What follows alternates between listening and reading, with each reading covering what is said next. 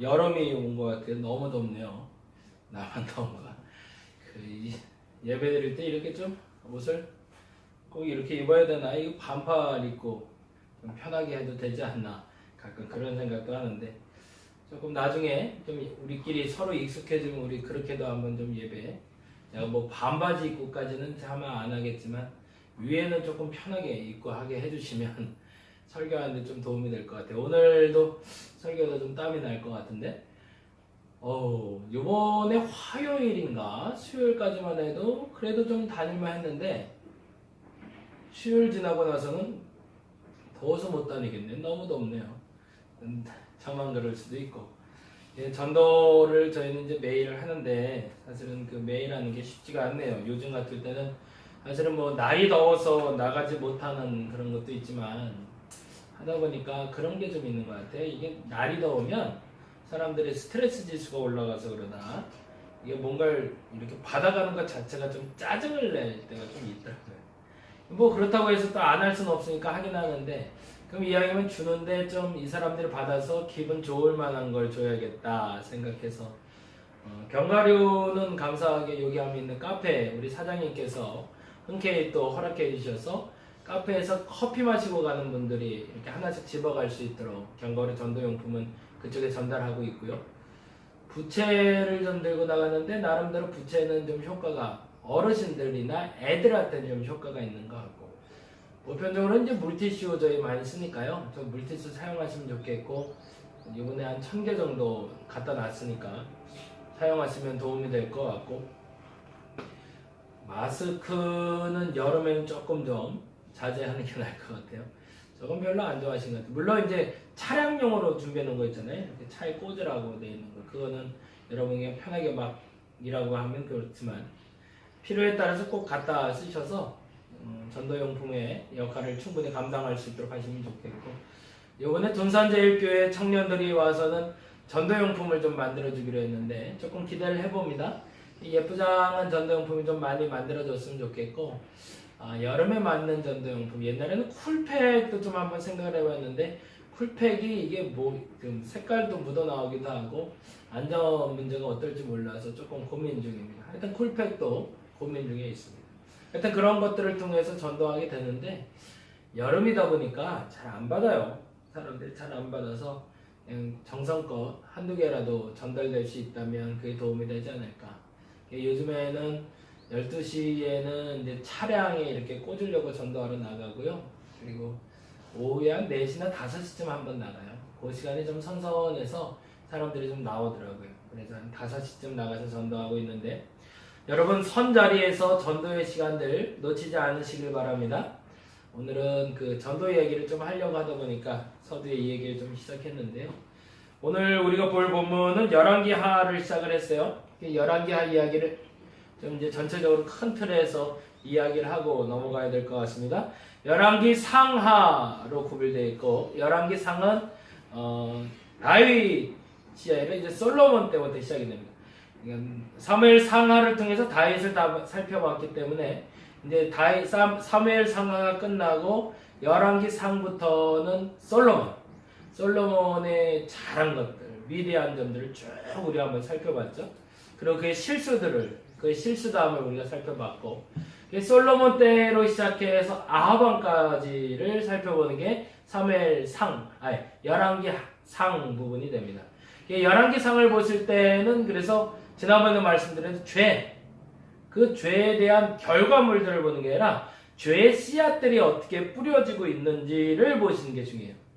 이 죄라는 게 싹이 나기 시작하면 그때부터 문제거든요. 그러니까 싹부터 잘라내면 더 좋지만 안타깝게도 이게 죄의 싹인지 이게 가라진지 이게 알곡인지 우리가 구별을 잘 못해서 이 죄를 자꾸 키워가요. 근데 주께서도 얘기하시잖아요. 가라지 알곡이 같이 자라도록 놔두라고. 그리고 나중에 뽑아야 될 때 뽑으면 된다고. 영양분은 계속 공급이 되니까 아무래도 알곡에게 할 영양분이 많이 들어가서 좀 아쉽긴 하지만 그럼에도 불구하고 어쩔 수가 없습니다. 그거는 내 잘못이니까. 내가 심어놨으니 뭐 방법 없잖아요. 죄가 자라고 있는데 그 죄가 뭔지 그거에 대해서 살펴보고 있는 게 오늘 그 열왕기 상 부분이 돼요. 아합이 어떻게 죽는지에 대한 이야기를 지난 목요일날 했고요. 그리고 목요일날부터구나 이제 엘리야에서 엘리사로 넘어가는, 그리고 나서 이제 북왕국에 대한 이야기를 조금 더 심도 깊게 다루기 시작하다가 나중에 열왕기 하에서는 남왕국과 북왕국의 멸망까지 다루게 됩니다. 그 중에서 중요한 선지자가 있는데 우리가 잘 아는 열왕기 상에서는 엘리야, 열왕기 하에서는 엘리사를 보게 됩니다.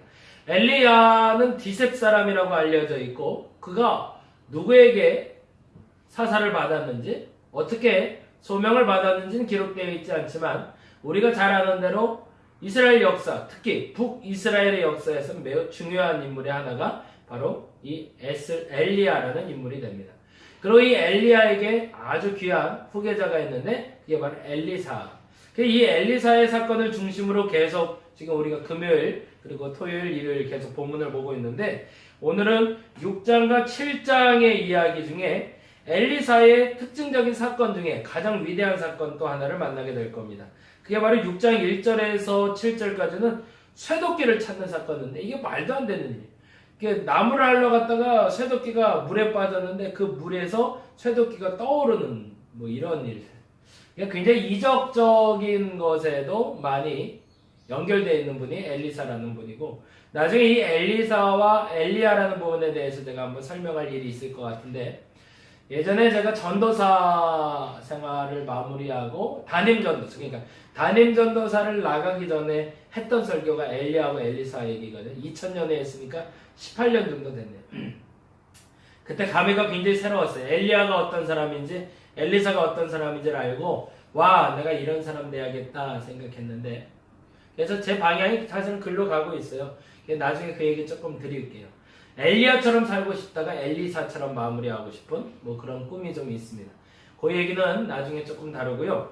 그래서 6장 1절에서 7절까지는 나뭇가지를 베어 물에 던져서 쇠도끼가 떠오르는 장면. 그래서 이 엘리사가 얼마나 위대한 선지자였는지를 말하고 있다면 6장 8절에서부터 시작해서 7장까지는 아주 독특한 사건이 나오고 있는데 그 사건은 뭐냐면 아람과의 전쟁입니다. 이 아람을 얘기할 때 벤하닷이라는 사람을 기억하라고 제가 화요일날 말씀드렸어요.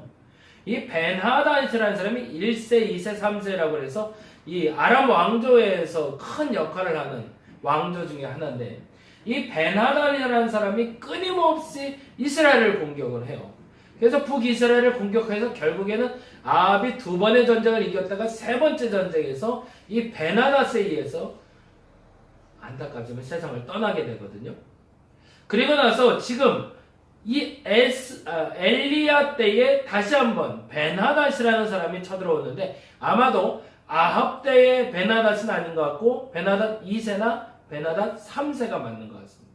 근데 문제는 아람이 전쟁을 치르려고 할 때마다 이스라엘하고 이기질 못하는 거예요. 그게 화가 나는 거예요. 아니 내가 봐서 저거 조그만한데 아니 저거 이렇게 한 번만 턱 치면 넘어갈 것 같은데 이상하게 안 넘어가는 거예요. 애들도 그런 애들 있잖아요. 이 강단이 있는 애들 중에 덩치가 크다고 싸움 잘하고 덩치가 크다고 애들이 뭐 이렇게 신께나 쓰는 게 아니라 키는 딸딱막한데 아주 힘이 세고 그리고 당당하고 단단한 애들이 있잖아요.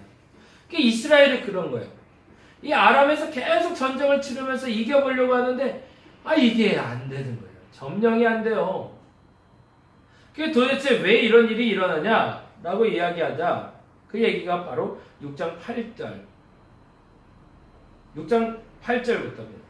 볼까요? 그때에 아람 왕이 이스라엘과 더불어 싸우며 그의 신복들과 의논하여 이르기를 우리가 아무데 진을 치리라 하였더니 9절에 하나님의 사람이 이스라엘 왕에게 보내 이르되 왕은 삼마 아무 곳으로 지나가지 마소서 아람 사람이 그곳에 나오나이다 하는지라 미리 알고 있다는 거죠.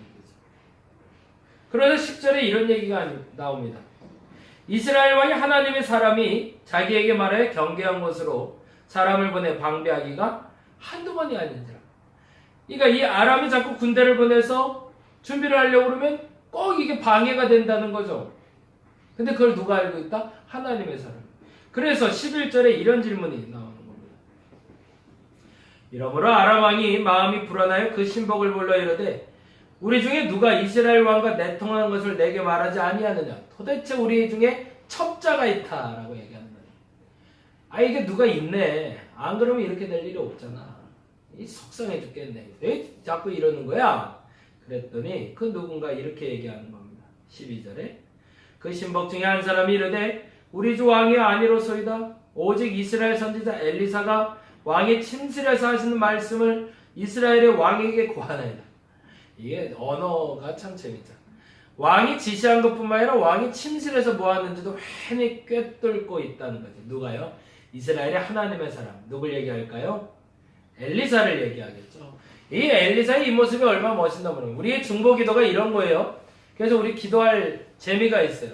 지금 이 시간에는 잘 모르겠는 거예요. 그런데요, 기도만 들어가면 아는 게요.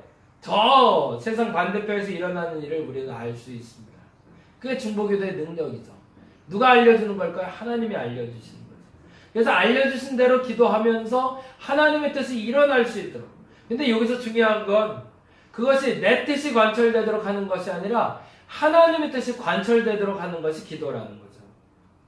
그러니까 이 왕이 화가 나서 13절에 이렇게 얘기해요. 왕이 이르되 너희는 가서 엘리사가 어디 있나 보고 사람을 보내어 그를 잡으라. 근데 많은 사람을 보내는데 엘리사가 그렇게 호락호락하게 잡히질 않습니다. 그리고 그들의 눈을 어둡게 해서 그들이 못 찾게 하는 장면, 그게 6장에 쭉 나오고 있고요.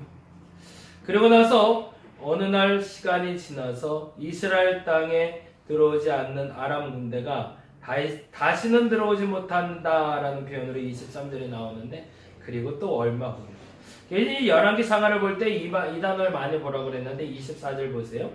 24절 6장 24절 이후에 라는 단어 나오죠. 이후에 아람왕 베나닷이 또 나오네요. 그렇죠? 이후라는 단어가 나올 때 그 힌트는 그 앞에 있습니다. 어떤 일이 있었는지가 기록되어 있으니까 그 기록을 보시면서 연결해서 보시면 돼요.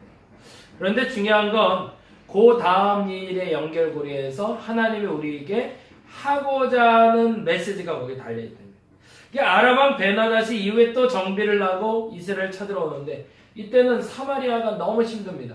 근데 재미난 건요, 아까 말한 대로 아람왕이 쳐들어올 것 같을 때 이스라엘 왕이 미리 알 수 있도록 엘리사가 활동을 했는데, 지금 이후에라는 단어가 나오면서 이 아람왕이 쳐들어와서 사마리아를 함락하고 사마리아 성에 굶주리고 있는데, 그 굶주리고 있는 상태에서도 엘리사의 움직임이 보이지 않는다는 거예요. 그래서 이제 후기 학자들은 그렇게 얘기합니다. 엘리사가 나라를 위한 기도를 하는 게 아니라 선지자를 세우는 기도를 하고 있어서 칩거 중에 있기 때문에 나라 일에 관여하지 않았다. 물론 그럴 수도 있겠고, 어찌 보면 더 큰 하나님의 영광을 드러내기 위해서 잠시 방치시켜 놓은 게 아닌가. 그런데 엘리사 없이는 안 된다는 걸 사람들이 보게 되는 거예요. 엘리사가 없이는 싸울 수도 없고 이길 수도 없는 상태. 그래서 사마리아 성읍이 온 아람 군대에게 둘러싸여서 더 이상 힘을 잃고, 심지어는 그런 기록까지도 나오면 엄마 둘이 있는데 오늘은 내 아이를 삶아먹고 내일은 저 아이를 삶아먹자고 얘기할 정도로 식량이 모자랄 때가 됐다는 거예요. 이거 얼마나 안타까워요. 그때가 이럴 때까지 엘리사는 뭐 했는가? 이제 화가 나는 거죠. 그래서 왕이 지금까지는 따박따박 잘 알려주더니 왜 지금은 안 알려주냐고 화를 내는 거예요. 당장 엘리사 잡아. 그때 엘리사가 얘기합니다.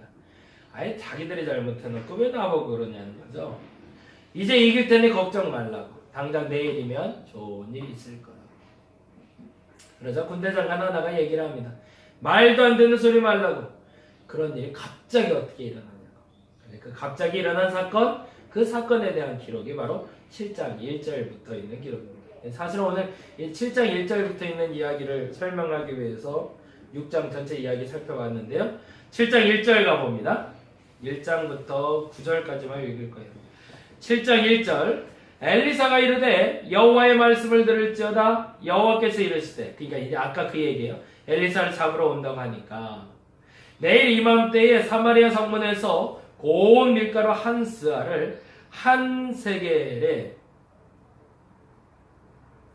매매하고 보리 2스아를 한 세겔로 매매하리라. 이제 경제 형편이 나아질 거라는 얘기를 하는 겁니다. 그때에 2절 그때의 왕이 그의 손에 의지하는 자 곧 한 장관이 하나님의 사람에게 대답하여 이르되 여호와께서 하늘에 창을 내신 듯 어찌 이런 일이 있습니까? 말이 안 되는, 갑자기 어떻게 먹을 게 하늘에서 뚝 떨어지냐, 하늘에서 음식이 내리지 않는 한 불가능하지 않냐. 그러자 그 장관에게 엘리사가 이렇게 얘기합니다. 내가 내 눈으로 보리라. 찐일이죠. 엘리사가 내일을 볼 수 있는 눈이 열렸다는 건 얼마나 귀한 건지 모릅니다.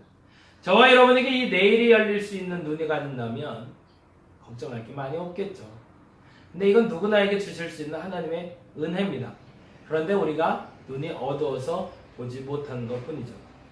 3절에 보니 이렇게 되어 있습니다. 성문 어귀에, 이 말이 또 재밌어요. 왕과 장관은 믿지 못할 때에 그들이 믿지 못하자 그들을 대신한 사람들을 하나님 준비하셨다는 얘기입니다. 3절 성문 어귀에 나병 환자 4사람이 있더니 그 친구에게 서로 말하되 우리가 어찌하여 여기 앉아서 죽기를 기다리라. 성문 어귀에 나병 환자 4명이 있다는 얘기는 뭐냐면 이들은 죽지도 살지도 않은 사람들. 다들 성 안에 들어가서 굶을까 지금 어떻게 살까 고민하는데 이들은 성문 밖에 앉아서 구걸하던 사람들인데 뭐 구걸해도 주는 사람이 없으니까 어차피 여기서 죽으나 저기서 죽으나 똑같다는 얘기입니다. 그러니 우리 여기서 굶어 죽지 말고 뭔가를 좀 해야 되지 않겠냐. 나병 환자들도 그렇게 생각했다는 거예요. 근데 어떻게 사마리아 성에 있는 왕이나 장관이나 사람들은 아무것도 하고 있지 않냐는 얘기죠. 그 얘기를 하고 있는 겁니다. 나이 든 사람이 일하는데 왜 젊은 사람이 가만히 있냐는 얘기입니다. 돈이 없고 가진 거 없고 몸이 불편해도 하나님 일을 하겠다는 사람이 수도 없이 많은데 너는 이 멀쩡한 몸을 가지고 그 건강한 몸을 가지고 왜 아무것도 안 하냐고 말하는 겁니다. 그 얘기가 나병 환자 얘기예요. 남들에게 천대받고 멸시받는 사람들이지만 자기 목숨 살리려고 움직이는데 너는 뭐 하고 있냐는 거예요. 여러분은 여러분의 목숨을 위해서, 여러분의 생명을 위해서, 여러분 자신을 위해서 무엇을 하고 있냐는 겁니다. 뭐라도 해야 되지 않겠어요? 그리고 4절에 이렇게 얘기합니다. 만일 우리가 성읍으로 가지고 말한다면 성읍에는 굶주림이 있으니 우리가 거기서 죽을 것이요. 만일 우리가 여기서 머무르면 역시 우리가 죽을 것이라. 그런즉 우리가 가서 아람 군대에게 항복하자. 그들이 우리를 살려두면 살 것이요 우리를 죽이면 죽을 것이라. 여기서 죽든 저기서 죽든 이걸 하든 죽든 저걸 하든 죽든 죽는 거 매한가지라면 이거 한번 해보자라는 겁니다. 그런 마음이 있어야 되지 않나요? 어쨌든 시작한 일이라면, 붙어있는 생명이라면 그냥 그렇게 시간 보내면 안 되잖아요. 나병 환자들도 그러는데 너희는 뭐 하느냐? 우리는 죽더라도 갈 거다. 차라리 항복이라도 하겠다. 그게 나쁜 생각이냐 틀린 생각이냐 그런 걸 차지하고 생명을 담보로 하는 일이니까. 그러고 나서 이렇게 얘기합니다. 아람진으로 가려 할 때 해질 무렵에 일어나. 이게 해질 무렵이 되니까 이게 아마도 이제 이스라엘 사람들에게 눈치는 보이는 거죠. 그러니까 이제 해가 질 어둑어둑해질 때 움직이는 겁니다. 아람 진영 끝에 이르러 먼저 그곳에 한 사람도 없더랍니다. 와, 이게 또 재밌는 거죠. 이는 주께서 아람 군대로 병거 소리와 말 소리와 큰 군대의 소리를 듣게 하셨으므로 아람 사람이 서로 말하기를 이스라엘 왕이 우리를 치려하여 헷 사람의 왕들과 애굽 왕들에게 값을 주고 그들을 우리에게 오게 하였다. 사람들은 그래서 이 말소리와 큰 군대의 소리를 이 나병 환자들 걸어오는 소리라고 착각을 했는데 그건 아니고요.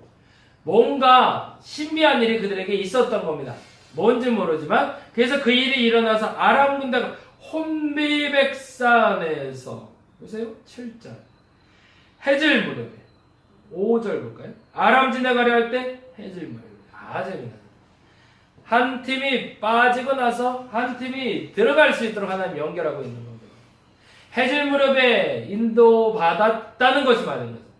나병 환자들이 그냥 움직인 게 아니라 해질 무렵에 하나님의 인도를 받고 있는 겁니다. 왜요? 해질 무렵에 하나님이 아람 사람들을 뺐으니까. 하나님의 때는 그렇게 맞아간다는 거예요. 여러분이 각오만 한다면, 하나님 앞에서 결단만 한다면 하나님 그때에 맞춰서 움직여 주실 겁니다. 근데 우리가 결단을 못하는 거죠. 저와 여러분이 움직여야 될 때를 아시기 바랍니다. 그리고 그때는 최선을 다하시기 바랍니다. 목숨 걸고 가보자고요. 교회를 위해서도 그렇고 여러분 자신을 위해서도. 돼요 하면 안 해서 그렇지. 그리고 나서 8절에 이렇게 얘기합니다. 그 나병 환자들이 진영 끝에 이르자 한 장막에 들어가서 먹고 마시고 거기서 은과 금과 의복을 가지고 감추고 다시 와서 다른 장막에 들어가 거기서도 가지고 감춥니다. 지금은 이제 신앙의 과정을 얘기합니다.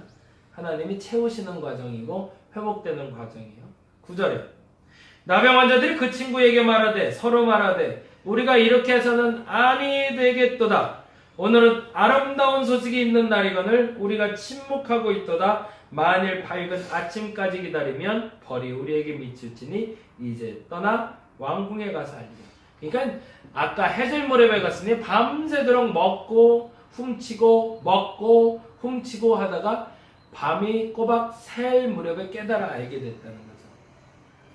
이스라엘에서는 밤이 되고 아침이 되는 게 하루가 시작입니다. 나병 환자들에게 그 밤이 시작되어 첫날이 시작되었고 해가 뜰 첫날의 시작을 맛보고 있는 겁니다. 우리에게도 마찬가지 하나님의 역사를 시작하려는 그 날에 하나님 앞에서 죽기를 각오하고 결단하고 쫓아가는 이에게 하나님 복을 주실 겁니다. 그건 무슨 말이냐면 하나님이 옳다라고 말하는 일에 아멘 할 수 있는 사람은 하나님이 책임지신다는 겁니다. 그리고 그들에게 얻어지는 게 그들의 필요, 먹을 것을 주실 겁니다. 마실 것을 주실 겁니다. 그리고 또 여러분에게 채워주실 겁니다. 그것이 어떤 방법이든 하나님의 방법으로 채우실 겁니다.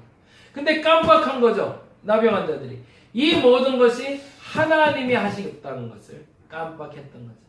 그리고 그것을 비로소 깨닫자 그들이 아차 싶어서 움직이기 시작합니다. 우리 지금 이러고 있을 때가 아니네. 우리 지금 움직일 때네. 어떻게 움직일까? 얼른 가서 이 아름다운 소식을 전하자. 저와 여러분이 그런 전도자 되시기 바랍니다. 7월 달에는 우리가 전도하기 참 힘들어요. 날이 더워서 힘들고 사람들이 결단을 잘 안 해요. 그래서 우리가 수련회라는 것을 가지면서 집중해서 기도를 합니다. 왜냐하면 그때는 새로운 사람이 유입될 때라기보다 지금 기존에 있는 사람들이 각성할 때이기 때문에 그렇습니다.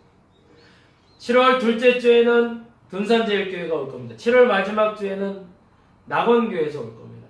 그리고 우리도 다 잡아서 기도할 겁니다. 근데 무엇보다도 이 기간 동안 여러분이 전도의 열정을 가질 수 있는 시간들이 되길 바랍니다.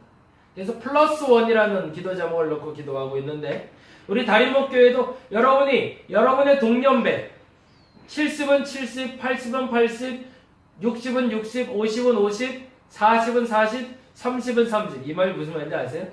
우리 교회 연령대가 그렇게 모여 있어요 지금. 80, 70, 60, 50, 40, 30 이렇게 돼 있어요. 재밌지 않아요? 이 사람들이 지금 해야 될 일이 뭘까요? 플러스 원. 각 연령에 맞는 사람 한 사람씩을 내게 허락해달라고 기도해 주시기 바랍니다. 이 7월부터 기도한 기도 제목에 누구 기도가 가장 먼저 응답받는지 한번 보자고요. 그래서 70대가 먼저 오나 80대가 먼저 오나 60대가 먼저 오나 50대, 40대, 30대나 그렇게 해서 플러스 원이 될 수 있는 이번 한 달의 기도 제목이 되기를 원합니다. 어떻게 하면 될까요? 하나님께 각오해야 됩니다. 이래도 죽고 저래도 죽을 거니까 나 이거라도 해야겠다가 아니라 하나님이 이렇게 하라 하셨으니 이 일을 해결하겠습니다라고 아멘하고 나아가는 자에게 심지어 자기 목숨 때문에 움직인 나병 환자들에게도 채우시는 하나님이 아무것도 하지 않는 이스라엘 백성들에게 아무것도 주지 않았지만 자기 목숨을 부지하기 위해 움직였던 나병 환자에게도 채우셨던 하나님이 오늘 이 시간에 여러분의 움직임에 동참해 주실 것이고 여러분의 먹을 것과 여러분의 마실 것과 그리고 여러분의 필요를 채우셔서 깨닫게 하실 겁니다. 이 아름다운 소식을 전해야겠구나. 그리고 그 아름다운 소식을 전할 수 있는 저와 여러분이 되기를 바랍니다. 7월이 무더울 것 같습니다. 8월은 더 뜨거울 겁니다. 그러나 이 7, 8월이 날씨의 뜨거움이 아니라 가슴의 뜨거움으로 차고 넘칠 수 있는 그래서 그 전도의 열정이 생각보다 더 뜨겁게 타올라 그 열매가 맺힐 수 있는 이 2달의 과정이 되기를 간절히 바랍니다. 기도하겠습니다.